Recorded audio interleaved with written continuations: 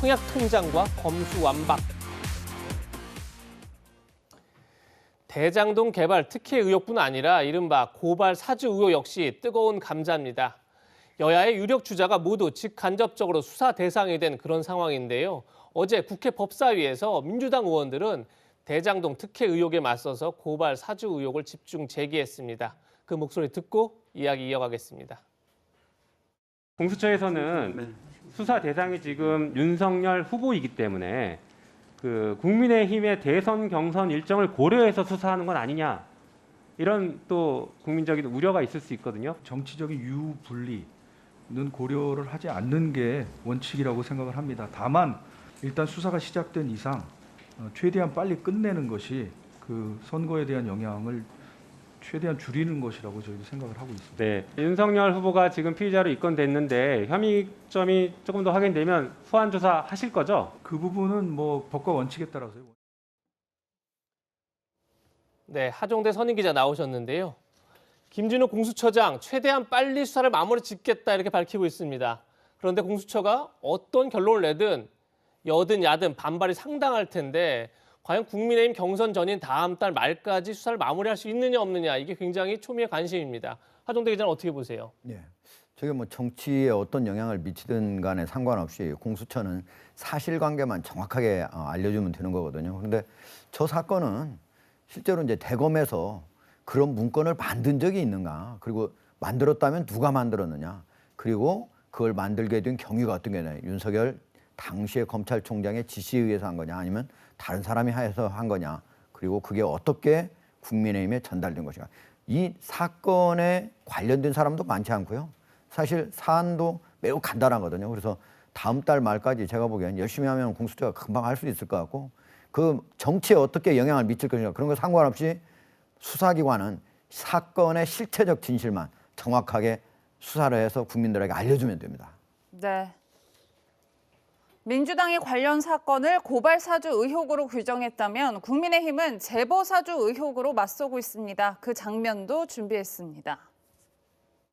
윤석열 그 전 총장을 비롯한 여러 명을 이제 고발을 하자마자 공수처가 3일 만에 광속도로 입건을 했고요. 그리고 압수수색 영장을 김용의원실에 집행을 했습니다. 김용의원은 피고발인 신분이나 피의자 신분이 아니라 참고인 신분이었습니다. 박지원 국정원장도 지금 고발이 돼 있는데 이것도 빨리 결정하셔야 되는 거 아닙니까? 윤석열 총장에 대해서는 3일 만에 입건하셨는데 이거는 지금 3일이 지난 지가 오래됐거든요.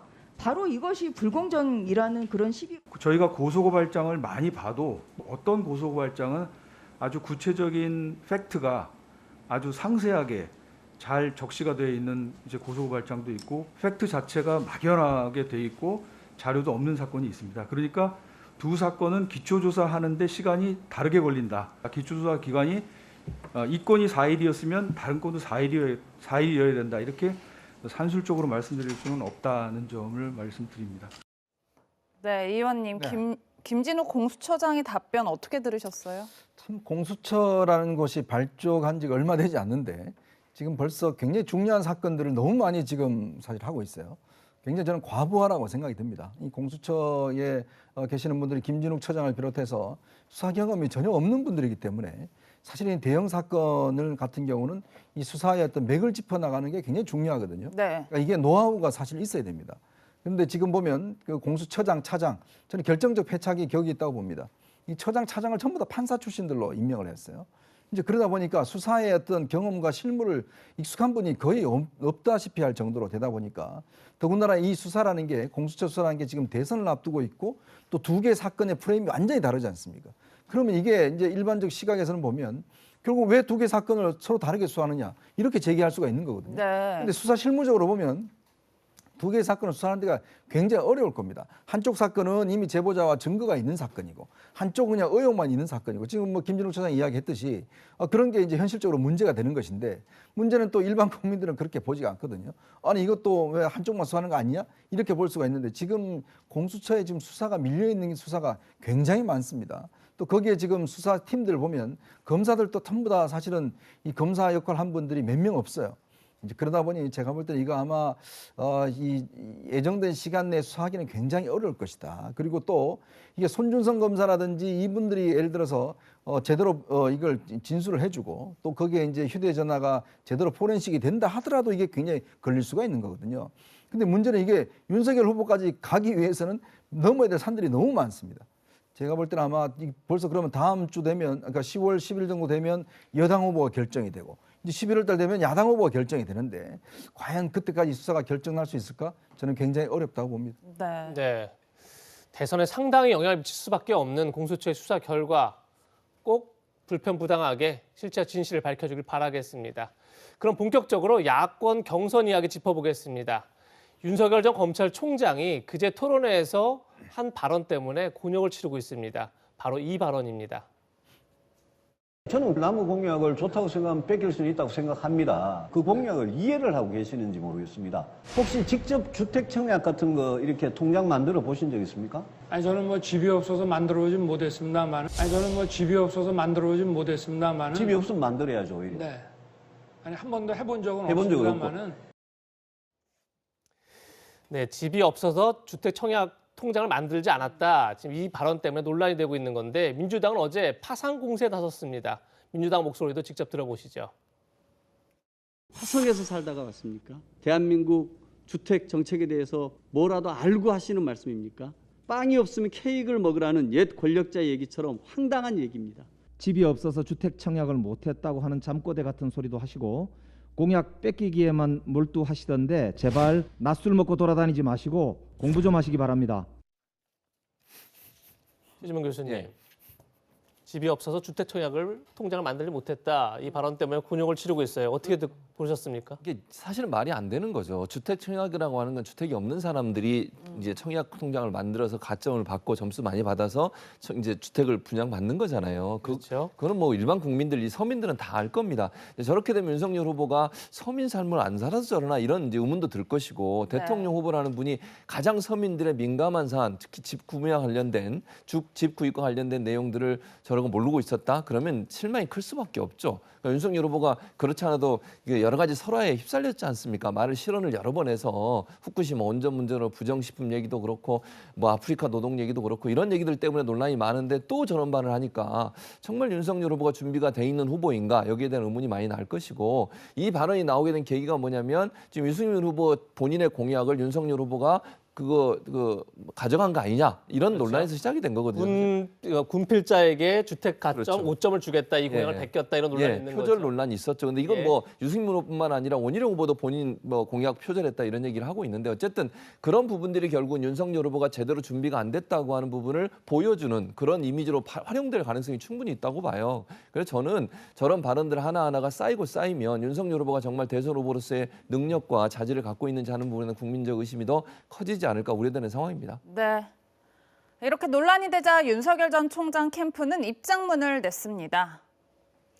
30대 중반에 직업을 가졌고 부모님 댁에 살다가 50세에 넘어 결혼을 했기 때문에 주택 청약에 대해 크게 신경 쓰지 않았다. 또 직업상 여러 지역으로 번번이 이사 다녀야 했던 것도 신경을 쓰지 않은 이유다라고 덧붙였는데 위원님 어떻게 좀 해명이 되셨어요? 예전에 이제 대선 후보 TV 토론 때 이제 그런 일이 있었어요. 이제 이제 어떤 특정 후보가 버스 요금 얼마 하는지 아냐고 물어보니까 모르겠다고, 또 택시 기본 요금 얼마인지 물어보니 모르겠다고. 사실 이제 이 뭐 예를 들어서 생활 환경에 따라서 뭐 택시를 한 번도 안 타보신 분도 있고 버스 요금도 전혀 내보신 적이 없는 분들도 있습니다. 그러니까 모든 걸 다 경험해야 되는 건 아니죠. 그러니까 지금 윤 후보 같은 경우는 이제 좀 본인의 특성이 있는 것 같아요. 이제 사법고시도 9번이나 이제 8번이나 떨어졌고요.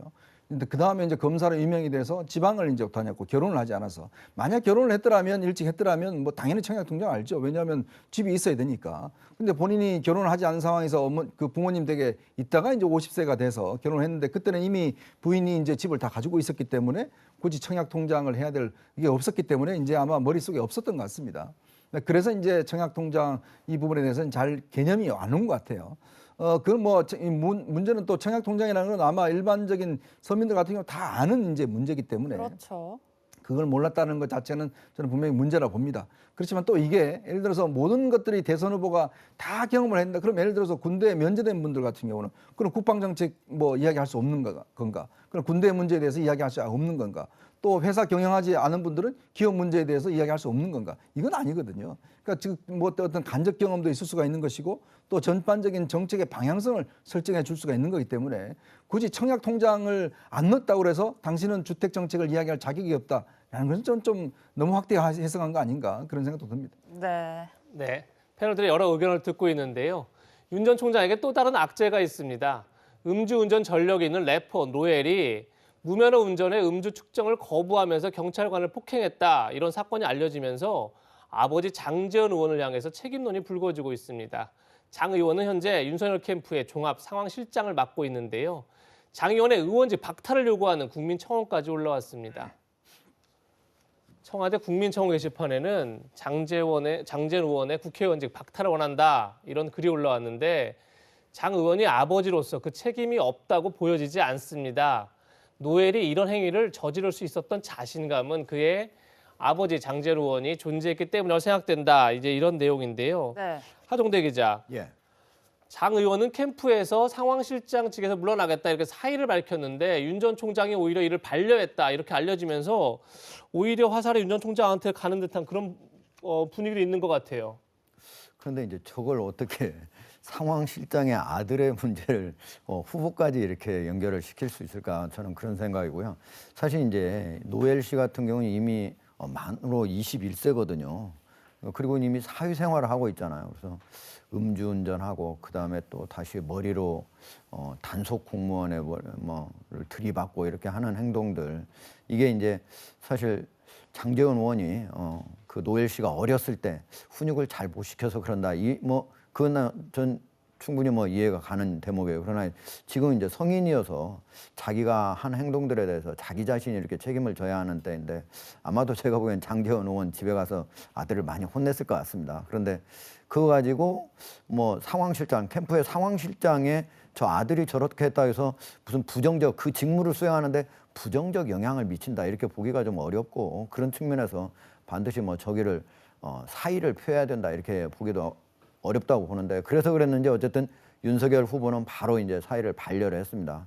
그럼에도 불구하고 노엘 씨 앞으로 아버지의 이 영향을 많이 미치게 되니까 앞으로는 더 이상 이런 거 하지 마시고 아마도 이번에 집행유예 기간에 이게 또 걸린 거거든요. 2년 전에도 음주운전하고 심지어 운전자 바꿔치기하고 그래서 징역 1년 6월에 집행유예 2년 나왔거든요. 아마 이번에 다시 법원에 가게 되면 실형이 나올 가능성이 높습니다. 그러면 아마도 교도소에 가가지고 스스로 많이 반성하고 아마 바꿔지지 않을까 이런 생각도 합니다. 재판 결과는 지켜봐야겠죠. 네. 예. 또 다른 대선 주자 홍준표 의원은 모교인 고려대학교를 찾아 조국 전 장관을 옹호했다는 당내 비판을 의식한 듯 이런 발언을 쏟아냈습니다. 그 목소리 직접 들어보시겠습니다. 조민 입학 취소를 왜 민족고대에 여기서 주저하고 있느냐. 그 학생들이 비겁하게 침묵하고 있는 거 그거는 고려대학교답지 않다. 어떻게 자유정의 진리를 부르짖는 고려대학교가 그렇게 할 수 있느냐. 그건 민족고대가 아니다. 사내 새끼가 어떻게 마누라 집어여놓고 작게는 지는 밖에서 이 트위터질하느냐. 내가 그래 이야기했던 사람이에요. 조국 일을 그래 경멸을 했는데 그걸 나한테 무슨 그거는 역선택이란 프레임을 짜기 위해서 나를 밀어였는 건데 그래 조국 수홍이라고 그러길래 그 한자가 좀 틀릴 것이다. 그 조나라 조자가 아니고 내 나라 조자다. 내 나라 지키는 그 홍준표가 그 뜻일 것이다. 나는 그 프레임에 갇히지도 않고 그거는 팩트가 다르기 때문에 대꾸도 하지 않습니다. 네, 보신 것처럼 홍 의원이 조국송 논란에 강경 대응한 건 앞선 TV토론회에서 하태경 의원이 이 문제를 집요하게 공격했기 때문일 텐데요. 그 장면 다시 한번 보시겠습니다. 썸 탄다 그러죠. 아주 사이가 좋게 친하게 지낸다는 젊은이들의 언어인데 제가 놀란 게 조국 교수랑 요즘 썸 타고 계시더라고요. 조국 교수가 잘못됐습니까? 나는 잘못된 걸 보면 시야를 가리지 않습니다. 아니 그럼 내가 조국 수사 잘못됐다고요? 아니 잘못된 게 아니라 과잉 수사했다는 거예요. 아니, 전 가족을 돌이가는 수사는 없어요. 조국과 썸 타고 있는 게 또 있더라고요. 예, 정치 검찰 때문에 대한민국이 혼란스럽다. 그래서 검찰 수사권 폐지하고 보안 수사만 하게 하자. 근데 이게 조국의 검수완박이랑 똑같아요. 이게 평소 소신이에요. 검수완박이 평소 소신입니까? 대통령 요번에 처음 나온 이야기 아니에요? 아니 대통령 선거 공약에 발표가 없습니다. 지난번에도 했어요. 지난 그럼- 대선 때도. 제가 거짓말이에요. 거짓말. 제가 지난번에 아니, 보니까 후보님. 한 적이 없어요. 후보님. 경찰 같이 주자고 했지. 하태경 후보님. 검찰 수사권 폐지한 적이 하자고 주자고. 하태경 후보님. 잘못됐어요. 그거 내 7대 공약에 다 들어가 있어요. 이번에 굳이 검수완박 공약을 한 거는 계속 조국 지지하는 사람 그쪽에 좀 잘 보이려고 한 걸로 의심이 들어서 제가 질문을 드렸고요.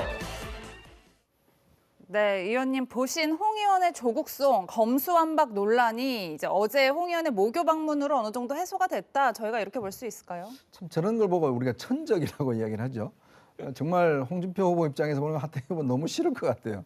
첫 번째 토론부터 두 번째까지 계속 물고 늘어진 데다가 이번 토론회 같은 경우는 또 검수완박 문제를 꺼냈는데 사실은 그렇죠. 예전 그 대통령 수망할 때는 그 공약이 없었습니다. 그러니까 아마 홍 후보가 좀 착각을 하신 것 같은데 또 그걸 또 끄집어내서 없다라고 또 이제 이야기를 하고 있으니 아마 네. 홍 후보 입장에서 보면 답답할 겁니다. 그러니까 결국은 첫 번째 좀 잘못 깬 이 문제가 계속 이어지면서 이걸 좀 극복하기 위해서 지금 고대를 직접 방문해서 또 조국 사태에 대해서 이야기를 하고 있고 뭐 하는데 어쨌거나 저는 뭐 홍준표 후보가 이제 두 번의 TV 토론을 통해서 이제 첫 번째 좀 과실을 이제 좀 실패를 좀 만회하고 가고 있다라는 저는 그렇게 보고 있습니다. 네. 왜냐하면 이제 본인이 뭐 이 문제에 대해서 일단 사과를 했고 또 다 전화를 했기 때문에 모르겠습니다. 다음 토론에서도 또 이제 문제가 나올지는 모르겠지만 사실은 이게 홍준표 후보가 좀 이 문제를 너무 좀 간과했던 측면이 있는 것 같아요. 왜냐하면 우리가 이번 선거가 사실은 이루어지게 된 게 결국은 조국이라는 이 이슈는 결국 진보와 어떤 보수 아니면 친문과 아니면 반문 이걸 가르는 중요한 기준입니다. 근데 이거를 사실은 영린을 건드려 버렸거든요. 그래서 이렇게 지금 굉장히 고통을 겪고 있는 것인데 역시 참 대선 이 토론이라는 게 첫 번째 말이 얼마나 중요한가라는 걸 다시 한번 상기시키고 있는 것 같습니다. 네. 지금부터 마지막 한 랭킹 살펴보겠습니다.